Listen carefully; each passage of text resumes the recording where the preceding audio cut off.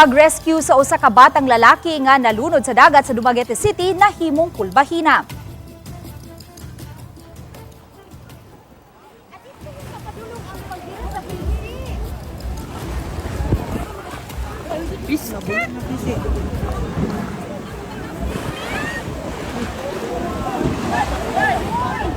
Madungog sa video ang kabalaka sa mga tao nga misaksi sa pagluwas sa 8 anyos nga batang lalaki nga nalumos sa Pantawan 2 Rizal Boulevard.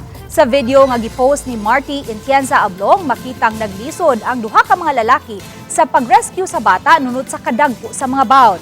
Gawas sa dagkong bawd, dangog usab ang dapit. Maong migamit na ang mga may rescue og PC aron mabira ang bata sa baybayon. Matod sa kapulisan nga adunay nagpahibaw kanila sa hitabo, maong dali silang may respondi sa dapit ug sila na ang mihatod sa batang lalaki sa hospital sakay sa motorsiklo.